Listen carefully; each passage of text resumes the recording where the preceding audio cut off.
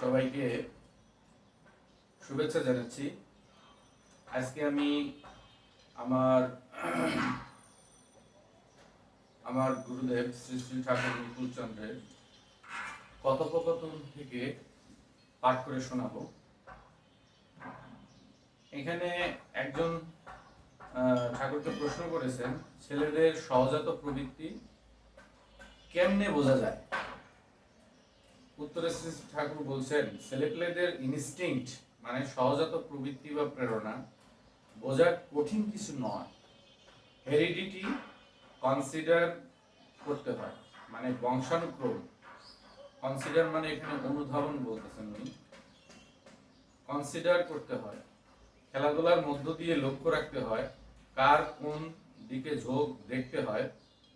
খেলার সাথীর সাথে আনগার্ডেড মোমেন্ট এ অসতর্ক মুহূর্তে ব্যবহার কেমন করে সেদিকে খেয়াল রাখতে হয়।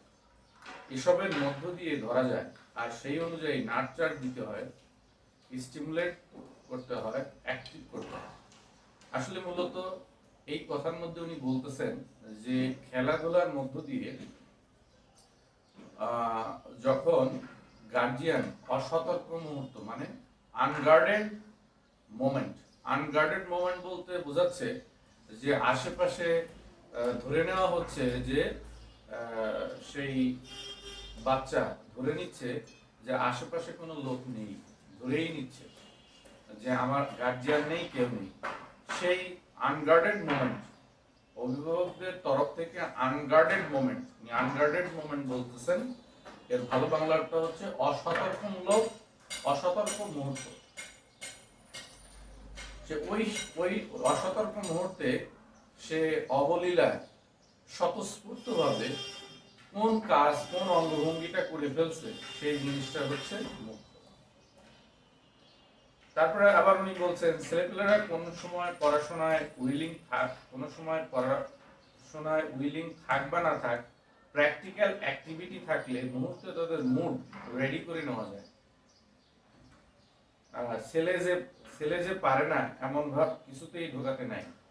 টিচারের একটা কেয়ারলেস রিমার্ক ছেলের মাথা খেয়ে দিতে পারে। মানে উনি ঠাকুর বলছেন যে একটা কেয়ারলেস রিমার্ক বলতে কোনো মানে একটা, এটা ভালো বাংলা এটা বলা যায়, এখানে কেয়ার যত্ন নেওয়ার অর্থ বোঝাচ্ছে। আবার অনেকে খাস বাংলায় বলে যে ওকে গোনায় ধরতেছে না, ঠিক আছে, ওই টাইপের কিছু।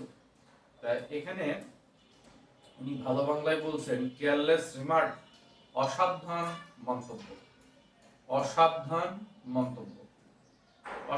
মন্তব্য বা গুনায় ধরনের এমন মন্তব্য, ঠিক আছে, তোর দ্বারা কিছু হবে না, ঠিক আছে, এই ধরনের মন্তব্য করা যাবে না। কাজে কর্মে ব্যবহারে পড়াশোনায় ছাত্রের একটু উন্নতি দেখলেই তা পাবলিকলি অ্যাপ্রিশিয়েট করা লাগে। কোন ধরনের উন্নতি লক্ষ্য করা গেলেই বাচ্চাদের পাবলিকলি অ্যাপ্রিশিয়েট মানে সবার সামনে তার প্রশংসা করলে তার উন্নতিতে সে এনকারেজড হয়ে বাহবার লোভে আরো লেগে যায়। পড়াশোনা ভালো পারলে তাকে আমরা ভালো ছেলে বলি, কিন্তু ভালো ছেলে মানে প্রফিটেবল অ্যাক্টিভ, লাভজনকভাবে সক্রিয়। ঠাকুর মানুষের ক্ষেত্রে এই কথা বলছেন যে ভালো বলতে প্রফিটেবলি অ্যাক্টিভ। যিনি প্রফিটেবলি অ্যাক্টিভ তিনাকেই ভালো বলা যায়, ঠিক আছে। Profitable to himself and the environment, সেই লাভজনকভাবে কিভাবে সক্রিয় হবে? নিজেরও পারিপার্শ্বিকের পক্ষে হিতকর। Profitable to himself and the environment. তারপরে ওনাকে একজন প্রশ্ন করলেন, মূল টানের উপরেই কি গড়ে ওঠে বোধের জগৎ, শিক্ষার জগৎ? ঠাকুরকে প্রশ্ন করলেন একজন। শ্রী ঠাকুর উত্তরে বললেন, ছোট্ট একটি শিশু, শুরু করলেন আর কি, ছোট্ট একটি শিশু, সে প্রথম তার মার কাছে তৃপ্ত হয়, মানে মার কাছেই সে স্বাচ্ছন্দ্য বোধ করে। তৃপ্ত হওয়ার জন্য তার মার প্রতি হয় অ্যাটাচমেন্ট, অনুরাগ। এমন করে মার উপর আমি অ্যাটাচড, এমন করে মার উপর আমি অ্যাটাচ, মাকে ধরে আমার ভিতর গ্রো করলো একটা রিসেপটিভ অ্যাটিটিউড, মানে এমন ভাবে অ্যাটাচড মানে টানের ক্ষেত্র। বর্তমানে ব্যবসায়িক প্রতিষ্ঠানে এই অ্যাটাচড এর সিনোনিম টাইপের কথা বলে প্যাশন। Passion, PASSION। তা এখানে উনি বলতেছেন যে অ্যাটাচড মানে টান, টেনশন। এই টেনশন মানে উদ্বিগ্ন হওয়া, এটা না, এই টেনশন মানেও টান। অ্যাটাচড মাকে ধরে আমার ভিতর গ্রো করলো একটা রিসেপটিভ অ্যাটিটিউড, মানে উনি কি বলতেছেন? উনি বলতেছেন খুব গুরুত্বপূর্ণ, যারা অন্তত পড়ালেখা করে তাদের জন্য এই কথাটা খুবই গুরুত্বপূর্ণ। টান থাকলে কি হয়? উনি বলতেছেন টান থাকলে রিসেপটিভ অ্যাটিটিউড, ভাবগ্রাহী মনোভাব। রিসেপটিভ অ্যাটিটিউড বলতে আমি যাই পড়ি, যাই শুনি, যা লেখি, যা হৃদয়ঙ্গম করি, সেটা রিসেপটিভ, মানে আমার রিসিভ করার ক্ষমতা থাকতে হবে। এই ক্ষমতা বা মনোভাব স্বয়ংক্রিয়ভাবে জেগে ওঠে। ভিতরে একটা টেনশন বা টান হয়, তা থেকে হয় পারিপার্শ্বিক জগতের বোধ। তাহলে আমার যদি পারিপার্শ্বিকের প্রতি টেনশন, মমত্ববোধ, টান, অ্যাটাচমেন্ট, রিসেপটিভ অ্যাটিটিউড, ভাবগ্রাহী মনোভাব যদি আমার না থাকে, তাহলে হবে না। আর জগতের বোধগুলি ফুল সলিউশন, পরিপূর্ণ সমাধান যখন আমি পাই না, তখন মার কাছ থেকে পাওয়া ওই অ্যাটিটিউড, অ্যাটিটিউড মানে শুধু মনোভাব না, এখানে অ্যাটিটিউডের বাংলা ঠাকুর বলতেছেন ভাবানুকম্পিতা, ভাবের অনুকম্প, মানে ভাব অনুযায়ী অনুকম্প, চিন্তা ভাবনা। এই যে অ্যাটিটিউড নিয়ে আর একজনের কাছে যায়, তাহলে প্রথমে যাইতাম কার কাছে? মায়ের কাছে। তাহলে মায়ের কাছে সমাধান পাইলাম না, তাহলে এমনতর ভাবানুকম্প সমন্বয়ী পুরুষের কাছে বা প্রতিষ্ঠানের কাছে যেতে হবে, যিনি আমার প্রবলেমগুলি সমাধান করতে পারেন। তিনি হন তখন আমার ভিতরে একটু নতুন সাবজেক্ট অফ টেনশন, মানে টানের ক্ষেত্র। তখন তাকে আরম্ভ হয় আমার বোধের একটা রিঅ্যাডজাস্টমেন্ট, মানে পুনর্বিন্যাস। আর ওই টেনশনের জন্য আমার বোধের জগৎ যায় বেড়ে, নতুন প্রবলেমের উদ্ভব হয়, আর সলিউশন হয়। তাকে আমি ভালোবাসি, ভক্তি করি বলে জানি, বড় বলে জানি। আর যার কাছে এমনতর হয়, তাকেই প্রকৃত গাইড বা আদর্শ বলা যায়। আসলে উনি এখন কি বলতেছেন? যা প্রথমে আমার সমস্যা হলে, যে কোনো ধরনের চিন্তা ভাবনা মাথার মধ্যে উদয় হলে আমি যাইতাম মায়ের কাছে।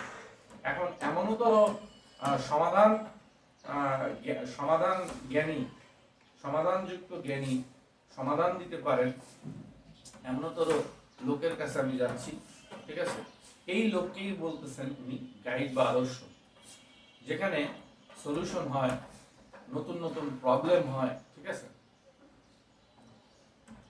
শিক্ষার প্রথম ও প্রধান উপকরণই হচ্ছে আদর্শে প্রণত বা প্রকৃষ্ট রূপে নত হওয়া। আদর্শ, আইডিয়াল। আদর্শ বলতে একেবারে নিকাট, স্বচ্ছ, ভালো ভালো গুণ, সেটাকেই আদর্শ বলা হচ্ছে। এই আদর্শের প্রতি প্রকৃষ্ট রূপে যদি নত না হই, তাহলে শিক্ষা আসবে না। মানে আমি যে কোনো প্রশ্নের উত্তর দিতে পারলাম, 2 আর 2 কত হয়? 4 হয়, এটা বললেই যে বা এটা জানলেই যে আমার শিক্ষা হয়ে গেল, তা কিন্তু না। আসলে শিক্ষাটা হচ্ছে আমি কতটুকু সৎ কথা বলি, আমার মাইন্ডসেট কতটুকু সৎ, আমার চিন্তা ভাবনা কতটুকু সৎ, অ্যাকর্ডিং টু আমার চিন্তা ভাবনা, আমার চিন্তা ভাবনা অনুযায়ী আমার চাল চলন, বাস্তব ব্যবহার কেমন, এটাই হচ্ছে শিক্ষা। হৃদয়ে এমন একটা টানের উদ্বোধন করা, এগুলো সব আমার কথা না, আমার ঠাকুরের কথা। হৃদয়ে এমন একটা টানের উদ্বোধন করা, আদর্শকে মেনে নিতে, তার পছন্দ হয়ে চলতে, যাতে সহজভাবে সর্বান্তঃকরণে তাকে ভালো লাগে। আবার আরেকজন প্রশ্ন করছেন, মূল টানের সাথে স্মৃতিশক্তির সম্পর্ক কি? উত্তরে শ্রী শ্রী ঠাকুর বলছেন, মেরিট ফেরিট সব নির্ভর করে মা ও শিক্ষকের প্রতি ছেলের টানের উপরে। আসলে মেরিটটা কিছুই না, মেধাটা কিছুই না। মেধাটা ঠাকুর বলছেন মায়ের প্রতি এবং শিক্ষকের প্রতি একজনের কতটুকু টান, টেনশন, ঠিক আছে, ভালোবাসা, এটাই হচ্ছে হলো মেধা। ছেলের টানের অরিজিনাল মূল টানটারই ফার্দারেন্স আরোতর ঘটিয়ে দিতে হয়, আর সেটাও অনেকখানি নির্ভর করে শিক্ষকের সক্রিয় নিষ্ঠানুরাগের উপর। এখন আসেন, একজন শিক্ষক কিভাবে এই ধরনের টান গজিয়ে তুলবেন, মানে একজন ছাত্র বা শিক্ষার্থীর মধ্যে কিভাবে উনি জাগিয়ে তুলবেন। উনি যদি ঈশ্বরের প্রতি যুক্ত না হন, ওনার জিহ্বা কিন্তু জাগ্রত হবে না। তো ওনার জিহ্বা যদি জাগ্রত না হয়, মন যদি জাগ্রত না হয়, আদর্শ সদ্গুণাবলীর যদি জাগ্রত না হয়, তাহলে তো উনি কাউকে কোনো কিছু শেখাতে পারবেন না, কোনো আদর্শ শেখাতে পারবেন না। আদর্শ যিনি শেখাতে পারবেন তিনি, যিনি ঈশ্বরকে ভালোবাসেন। ঈশ্বরকে ভালোবাসলে, ঈশ্বরের প্রতি টান থাকলে ওই মানুষের জিহ্বার উন্নতি হয়। জিহ্বা, আমাদের জিহ্বা, এই জিহ্বা জেগে ওঠে, ঠিক আছে, আমাদের মন জেগে ওঠে সেই মরা গানের জোয়ারে আসাটা। আর সেটাও অনেকখানি নির্ভর করে শিক্ষকের সক্রিয় ইষ্টানুরাগের উপর। অবশ্য পিতামাতার মধ্যেও এই জিনিস থাকা চাই, কিন্তু তারা যদি আদর্শবান না হন, শিক্ষক আদর্শবান হলে ছেলের চরিত্রকে প্রভূত পরিমাণে আদর্শানুগ করে তুলতে পারে। এখানে আমি একটা কথা বলে শেষ করব। আসলে শিক্ষক, আমরা এই যে বড় বড় প্রতিষ্ঠান বলি, একটা ভুল চিন্তা ভাবনা আমরা করি। আমাদের মৌলিক চিন্তাগত দিক থেকে ভুল আছে। সমাজ ব্যবস্থা, মানুষের সমাজকেন্দ্রিক মানুষের চিন্তা ভাবনা প্রচন্ড রকমের ভুল আছে। সেটা হচ্ছে, একদিকে আমি যখন ছেলেপেলের পড়াই, তখন আমার মূল দিক থাকে আসলে পুঁথিগত বিদ্যা কসরত করলে, অধ্যবসায় করলে অটোমেটিক হস্তগত হয়ে যায়, কিন্তু আদর্শ গুণাবলী অত তাড়াতাড়ি হস্তগত হয় না, হৃদয়ঙ্গম হয় না, অ্যাসিমিলেট, এটা হয় না, হজম করা অত সহজ না। তা এটার জন্য